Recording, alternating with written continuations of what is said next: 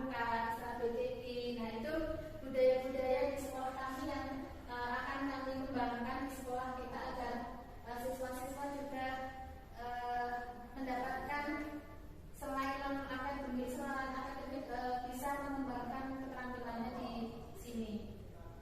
Nah kemudian juga ada karawitan. Nah ini yang sangat menonjol di sekolah kami ini ada karawitan.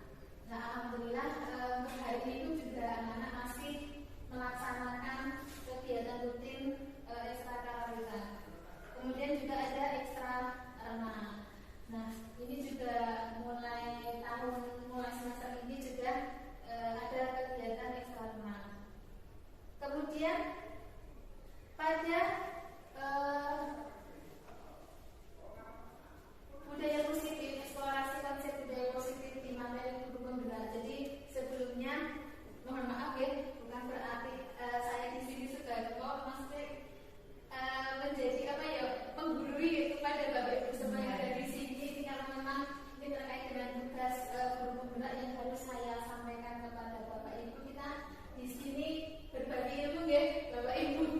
Kita berbagi jadi tentang apa yang kami peroleh waktu belajar di guru penggerak. Nah pada di budaya positif ini ada 8 materi tentang yang ada di budaya positif ini. Yang pertama adalah perubahan paradigma teori kontrol, kemudian makna disiplin dan nilai-nilai kebijakan, kemudian hukuman, konsekuensi dan restitusi, 3 motivasi perilaku manusia, 4 keyakinan kelas, 5 keyakinan kelas, 6 kebutuhan dasar manusia, 5 komponen kontrol, dan yang terakhir segitiga restitusi. Jadi ada 8 materi yang ada di budaya positif ini yang harus kami sampaikan. Nah, sebelum ke materi, nah ini terkait dengan materi cobalah buka. Coba saya di sini mau minta 2 orang untuk berdiri di sini. Monggo Bu Vera, Bu Rini, monggo atau sama Bu Era.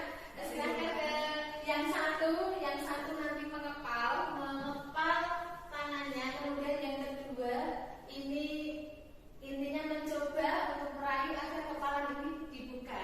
Jadi terus kemudian yang satu yang mengepal ini berusaha agar tidak lepas kepala ini. Coba silakan maju Bu Rini sama Bu Era. Sekalian. Coba nyanyi jauh.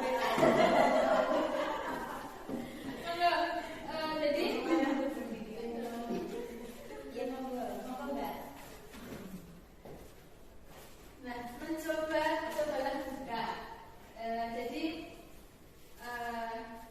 yang pernah menjadi tangannya yang siapa?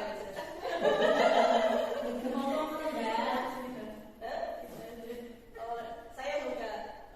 Ya. Bukan dipaksa.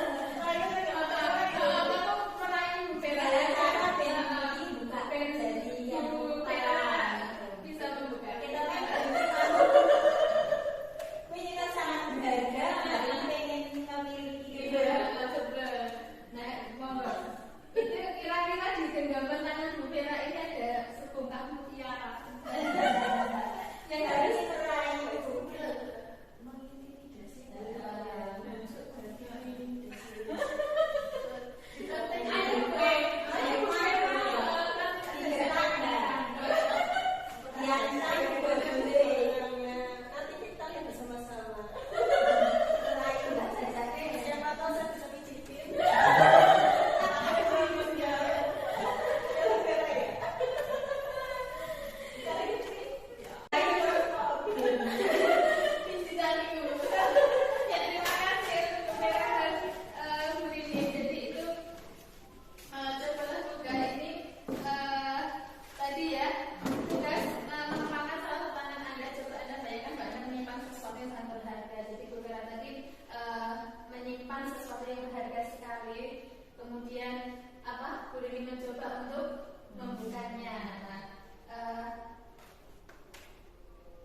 Nah, jadi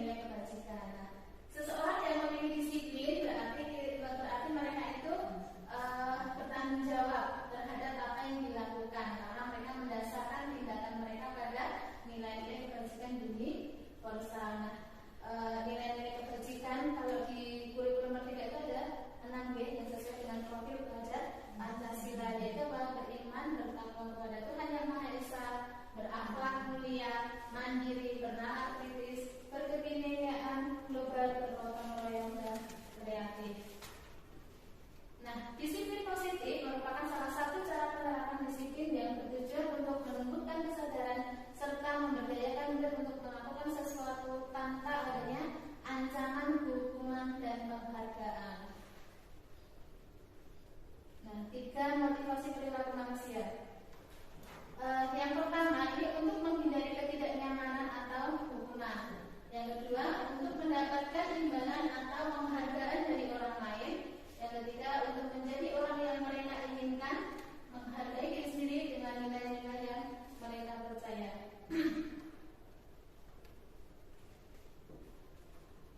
Saat kita berulang kali menjanjikan hadiah kepada anak-anak agar mereka berperilaku bertanggung jawab kepada seseorang murid agar mempelajari sesuatu yang baru atau kepada seorang karyawan agar melakukan pekerjaan yang berkualitas, kita sedang berasumsi mereka tidak dapat melakukannya, mereka tidak akan memilih untuk melakukannya. Nah, ini hukuman, konsekuensi, dan restitusi. Hukuman ini bersifat satu arah yang berpihak dari guru yang memberikan, kemudian tanpa melalui sesuatu kesepakatan. Terus yang hukuman yang diberikan bisa berupa fisik atau psikis. Konsekuensi sudah disepakati murid, kemudian murid tidak nyaman untuk jangka waktu pendek, dan yang ketiga berdasarkan suatu data yang umumnya dapat diukur. Yang ketiga restitusi, bukan untuk menebus kesalahan, namun untuk belajar dari kesalahan, memperbaiki hubungan, kemudian tawaran bukan paksaan, menuntun untuk melihat kedalaman diri dan mengembalikan murid yang berbuat salah pada kelompoknya. Nah, dari ketiga ini yang kami pelajari itu yang restitusi, yang ditekankan pada di sekolah kita, di sekolah restitusi, karena restitusi ini nanti di akhir akan saya sampaikan ini terkait dengan restitusi atau studi restitusi, bagaimana nanti kita caranya menghadapi permasalahan kita dengan murid. Karena memang kalau di dalam pembelajaran di grup penggerak ini kalau berbeda dengan waktu kita kuliah dulu, kalau ketika kuliah itu bahwa hukuman atau achievement, penghargaan seperti itu kita perlu ya, tapi kalau di modul di grup penggerak ini tidak boleh disampaikan, maksudnya tidak boleh diberikan ke anak hukuman maupun penghargaan. Jadi kalau misalnya hadiah seperti itu, jadi kalau di grup penggerak itu materi kemarin itu tidak perlu maksudnya tidak perlu dilaksanakan ketika imbalan atau penghargaan, karena itu nanti akan membuat siswa itu tujuannya berbeda. Jadi ketika misalnya disuruh maju nanti siswa diberikan hadiah dan segala macam itu, kalau di materi ini tidak diperbolehkan, karena nanti akan membuat hukuman seperti itu kepada siswa.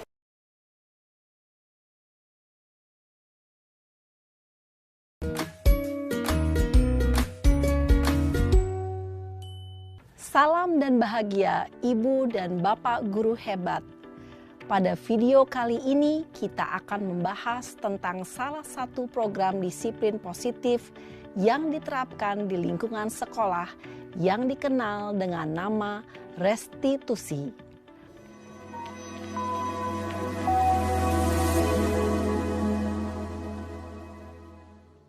Restitusi dikembangkan oleh pakar pendidikan Diane Gosson, berlandaskan pada teori kontrol Dr. William Glasser.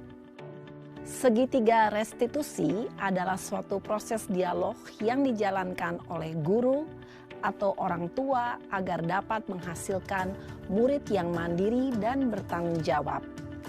Pada saat guru di posisi manajer, aspek yang dikembangkan pada murid adalah motivasi intrinsik, sehingga penanaman nilai-nilai kebajikan dapat tumbuh dan berkembang menjadi suatu kebiasaan positif yang akhirnya membentuk karakter murid.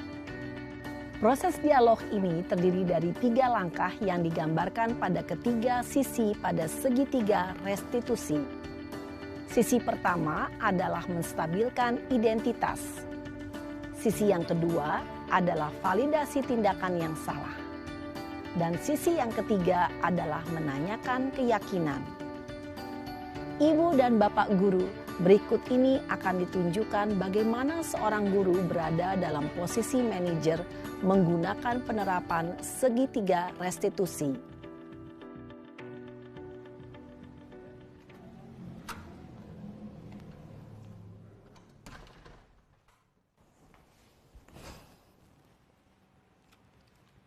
Siang, Sarah. Siang, Pak. Sudah lama nggak ketemu Sarah. Kenapa hari ini ada di sini? Kesel, Pak. Kesel banget. Masa aku dikatain tukang fitnah, Pak? Ya aku marah lah. Aku balik ngatain Eka di depan kelas. Kesel banget. Oh, begitu. Ya pasti kamu marah dan kesal. Bapak juga akan marah apabila ada yang menuduh Bapak seperti itu. Kemudian, pada saat itu, kamu mau melakukan apa? Ya saya langsung ngatain Eka lah, Pak. Kesel banget. Saya bentak-bentak dia depan teman-teman lain. Oh, begitu. Pasti kamu melakukan seperti itu karena suatu alasan tertentu, bukan? Iyalah, masa saya diam saja, Pak? Ya saya bela diri lah. Masa saya dituduh tukang fitnah? Ya wajarlah. Mempertahankan harga diri itu sesuatu yang penting buat kamu. Untung kamu tidak bertindak lebih gegabah lagi. Hanya membentak-bentak. Iya, Pak. Untung saya masih bersabar dan hanya membentak saja. Sudah gemes padahal, saya pasti bela diri lah. Ya pasti ya, tapi kamu memilih untuk tetap bertahan dan bersabar. Kamu memilih untuk tidak berbuat lebih parah lagi, bukan? Iya. Nah, sekarang coba kita lihat lagi. Tindakan kamu yang bentak-bentak Eka di kelas. Tindakan kamu itu kira-kira sesuai dengan keyakinan kelas atau prinsip kamu tidak? Enggak lah, Pak. Capek, Pak, jadi pemarah. Jadi keyakinan atau prinsip mana yang kurang sesuai dengan keinginan kamu? Ya, saya sebenarnya sangat menghargai orang lain. Mungkin saat itu saya menjadi emosi, jadi tidak menunjukkan sikap itu. Kamu meyakini tidak? Menghargai orang lain itu penting buat kamu. Yakinlah, Pak. Iya, setuju. Kita harus saling menghargai. Namun, ada juga keyakinan yang kita sepakati yang perlu kita jalankan apabila kita sedang marah, bukan? Ya saya bisa lebih proaktif, mulai dengan diri sendiri. Saya bisa jadi lebih bersabar, mengambil waktu jeda untuk berpikir mau apa selanjutnya. Kira-kira kamu bersedia memperbaiki masalah ini tidak? Bersedia, Pak. Kalau kamu memperbaiki masalah ini, kamu akan menjadi orang seperti apa? Saya akan menjadi orang yang bertanggung jawab kali ya, Pak. Dan senantiasa proaktif. Iya, menurut kamu bagaimana rasanya menjadi orang seperti itu? Ya nyaman lah, bangga bisa bersabar dan menahan diri. Baiklah kalau begitu. Yuk kita pikirkan bagaimana memperbaiki masalah ini.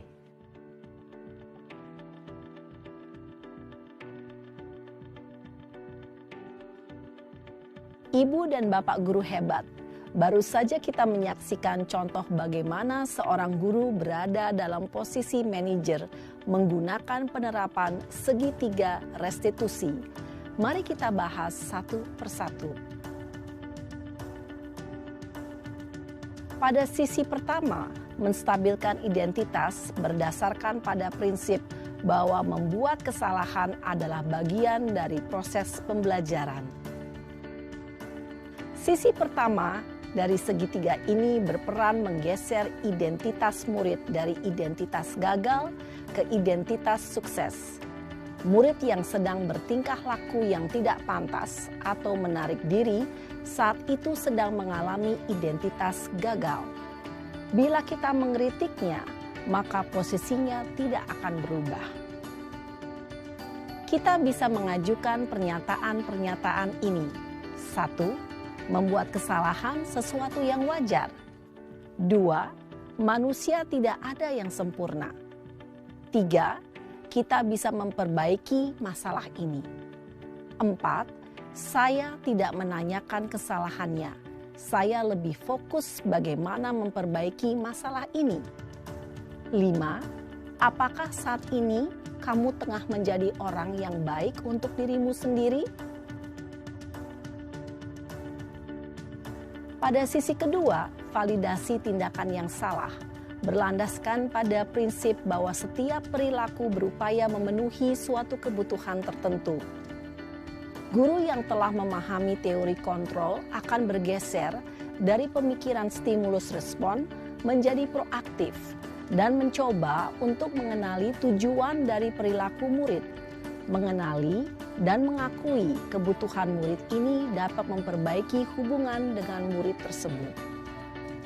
Pernyataan atau pertanyaan bisa disampaikan dengan nada suara tidak menghakimi atau memojokkan, sehingga dapat mengembalikan murid pada posisi positif. 1. Kamu bisa saja bertindak lebih gegabah lagi dari ini. 2. Kamu bukan melakukannya tanpa suatu alasan tertentu. 3. Kamu melakukannya karena mempertahankan sesuatu yang penting bagimu. 4. Mungkin kamu bisa mempelajari suatu perilaku baru yang lebih efektif. Bersediakah kamu mempelajarinya?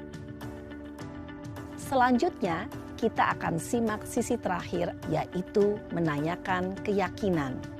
Teori kontrol menyatakan bahwa pada dasarnya kita termotivasi secara intrinsik.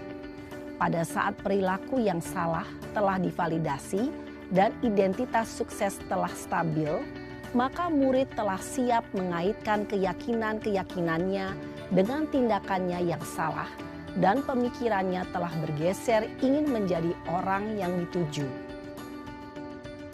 Pertanyaan-pertanyaan ini dapat mengaitkan keyakinan-keyakinan yang dianut murid. 1. Sebagai keluarga atau kelas, apa yang kita yakini? 2. Nilai-nilai apa yang telah kita sepakati? 3. Seperti apa gambaran sebuah kelas yang ideal bagi kamu? 4. Kamu ingin menjadi orang seperti apa?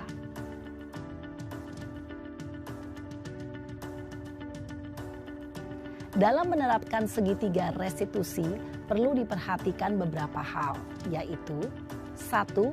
Perilaku yang salah perlu dikaitkan dengan nilai-nilai atau keyakinan-keyakinan yang telah disepakati atau dituju. 2. Kesediaan orang yang melakukan kesalahan untuk memperbaiki masalah. 3. Pemecahan masalah sebisa mungkin relevan atau memiliki hubungan dengan masalah yang ada. 4. Usaha. Perlu adanya suatu usaha perbaikan dari pihak yang berbuat kesalahan. 5. Waktu. Perlu didedikasikan waktu dari pihak yang berbuat kesalahan. Tanyakan kapan akan mulai diberlakukan usaha untuk memperbaiki masalah. Dengan memahami struktur penerapan segitiga restitusi, diharapkan guru dapat menerapkan posisinya sebagai manajer dengan mengajukan pertanyaan-pertanyaan bermakna yang dapat membuat murid menjadi lebih percaya diri, bertanggung jawab, dan mandiri. Nah, Ibu Bapak Guru perlu tidaknya mengikuti ketiga tahapan dalam segitiga restitusi bergantung pada ringan beratnya suatu permasalahan. Misalnya, bila permasalahan tersebut ringan, maka tidak perlu dijalankan secara berurutan. Bahkan bisa semudah menanyakan apa keyakinan yang kita sepakati. Dengan menjalankan segitiga restitusi, dengan mengajukan pertanyaan-pertanyaan bermakna, diharapkan murid menjadi lebih kuat secara pribadi, dapat membuka wawasan murid agar dapat menyelesaikan permasalahannya sendiri, semakin percaya diri, mandiri, dan merdeka. Salam dan bahagia, Ibu Bapak Guru hebat. Kok tidak istilahnya sedang apa? Oh ini, Mbak Ana lupa mengerjakan PR. Nggak apa-apa, Mbak Ana tidak mengerjakan PR. Tapi tadi Mbak Ana tidak datang terlambat kan ke sekolah? Iya, sudah terbaik Mbak Ana tidak datang terlambat ke sekolah. Tapi ini hanya Mbak Ana tidak mengerjakan PR. Nah ini guru mau tanya Mbak Ana, tentu ada alasannya kenapa Mbak Ana tidak mengerjakan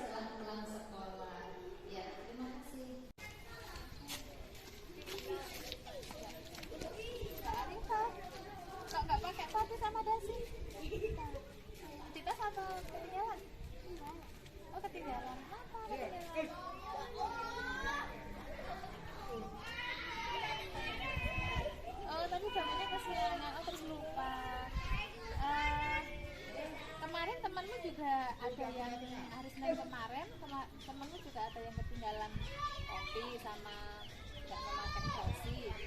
Nah, ini Mbak Arifah juga lupa ya, nggak bawa dasi, nggak bawa topi. Untuk Mbak Arifah ini kira-kira nggak bawa dasi, nggak bawa topi, ini kira-kira melanggar peraturan atau keyakinan enggak? Iya, melanggar apa, keyakinan kelas? Iya, untuk memperbaikinya Mbak Arifah bisa gimana caranya? Oh, bangun pagi-pagi dan memasang alarm. Iya, enggak apa-apa, Mbak Arifah udah memperbaiki kesalahannya dengan besok memasang alarm dan bangun pagi-pagi ya. Iya, besok tidak diulang lagi ya. Ya, oke.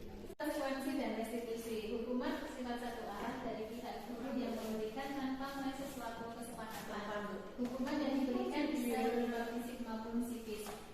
Konsekuensi sudah disepakati murid tidak nyaman untuk jangka waktu pendek berdasarkan suatu data yang umumnya dapat diukur.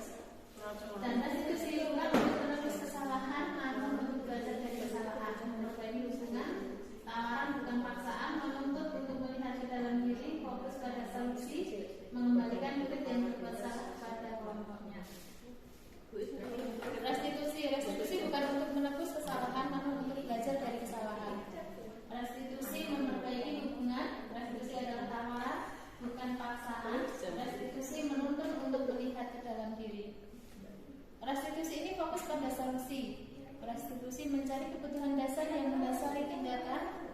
Restitusi diri adalah cara yang paling baik. Restitusi fokus pada karakter, bukan tindakan.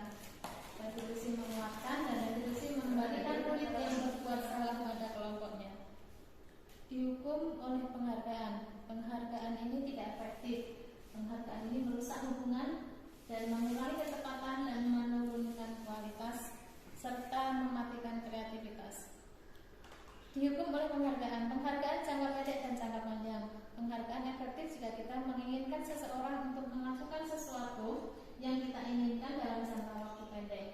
Jika kita menggunakan penghargaan lagi dan lagi, maka orang tersebut akan bergantung pada penghargaan yang diberikan serta kehilangan motivasi dari dalam. Jika kita mendapatkan penghargaan untuk melakukan sesuatu yang baik, maka selain kita senantiasa berharap mendapatkan penghargaan, kita pun menjadi tidak menyadari tindakan baik yang kita lakukan. Dan keyakinan kelas atau kesepakatan kelas. Kesepakatan kelas mendengarkan ketika guru atau teman kita berbicara, tidak menyela pembicaraan, mengangkat tangan jika ingin berpendapat, datang dan pulang tepat waktu, serta memakai seragam sesuai jadwal, meminta izin jika akan keluar kelas, berdoa sebelum dan sesudah belajar, tidak mengambil teman yang beribadah dan berkata sopan dan santun.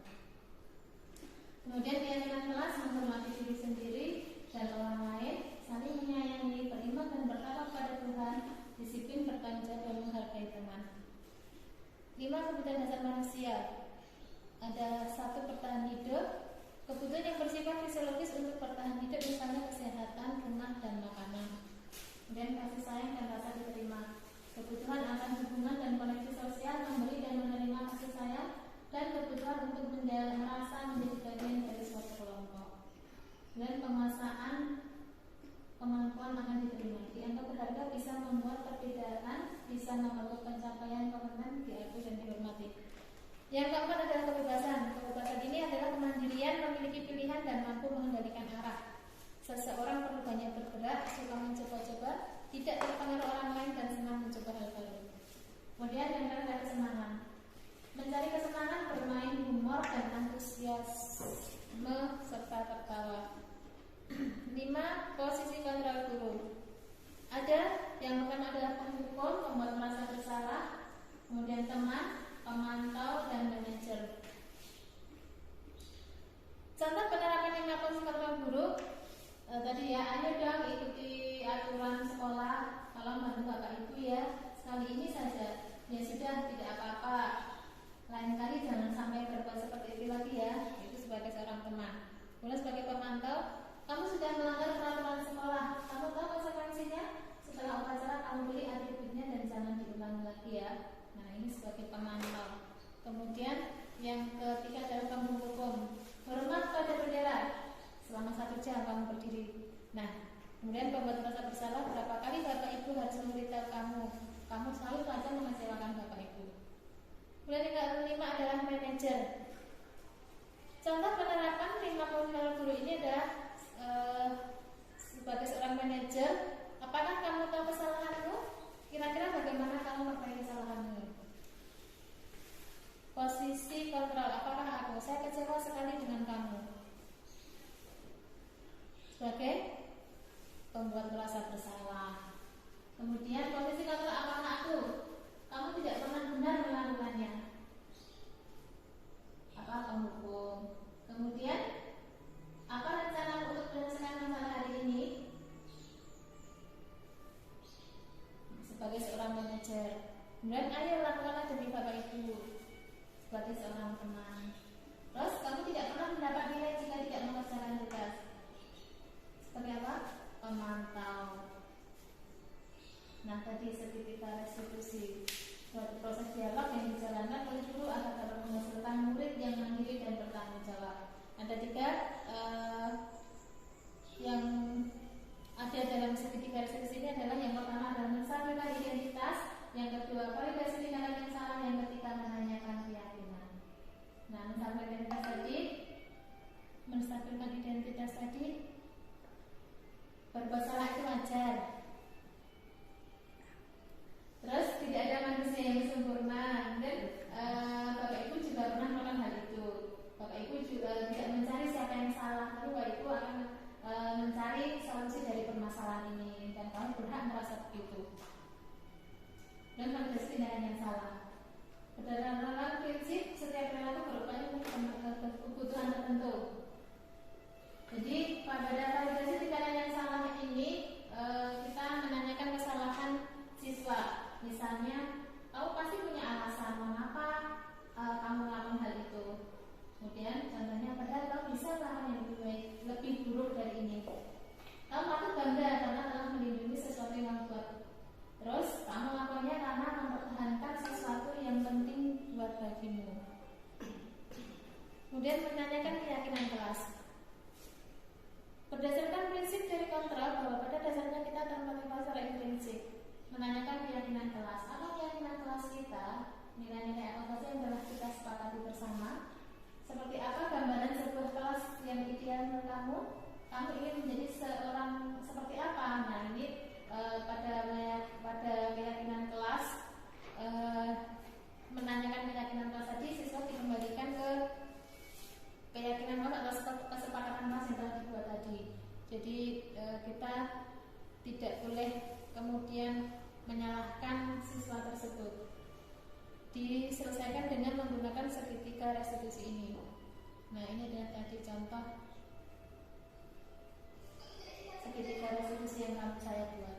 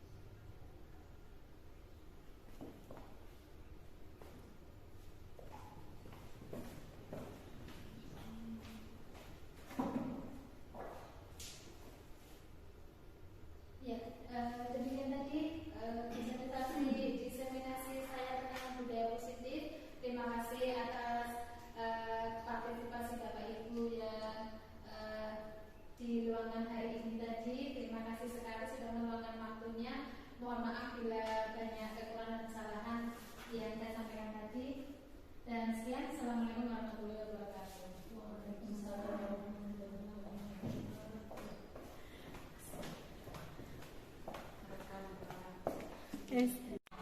Assalamualaikum warahmatullahi wabarakatuh. Waalaikumsalam warahmatullahi wabarakatuh. Mati silakan. Oke, selamat siang anak-anak. Hari ini kita nanti akan membuat keyakinan kelas atau kesepakatan kelas ya, sesuai nanti kita berdiskusi bersama. Jadi kita nanti buat kesepakatan kelas atau keyakinan kelas yang akan kita sepakati bersama-sama. Jadi kenapa kita buat keyakinan kelas seperti itu? Apa anak?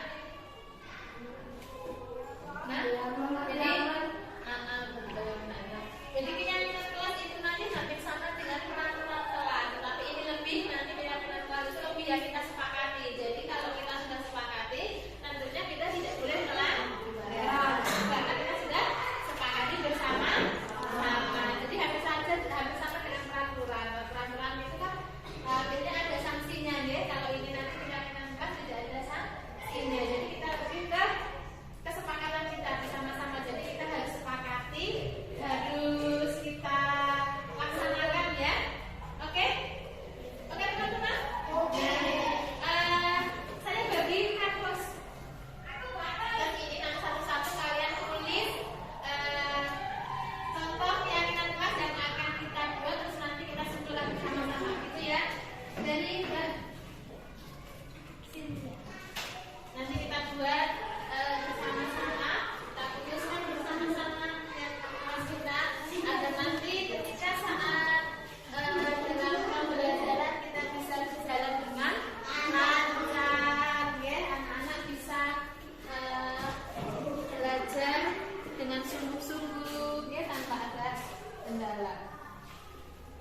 Oke, kalian tulis satu-satu. Sudah? Sudah nanti anak-anak kami di sini ya. Anak-anak sebentar kami di sini.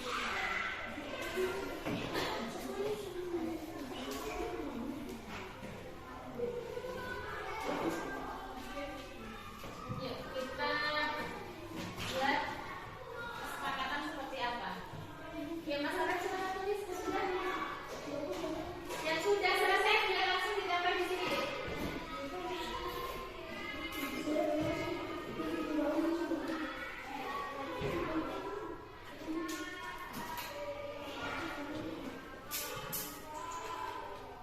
Sudah? Bisa terima kasih, Mbak. Tidak apa-apa, ayo. Ya.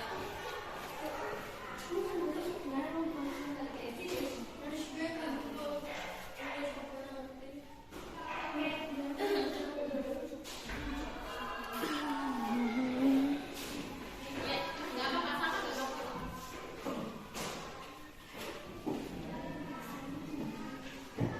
Sudah Mas Ari?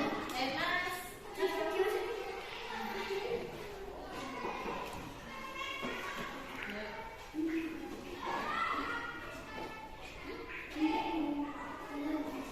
Oh, berjeduk. Nah, yuk. Yang sudah silakan, Mbak. Yuk.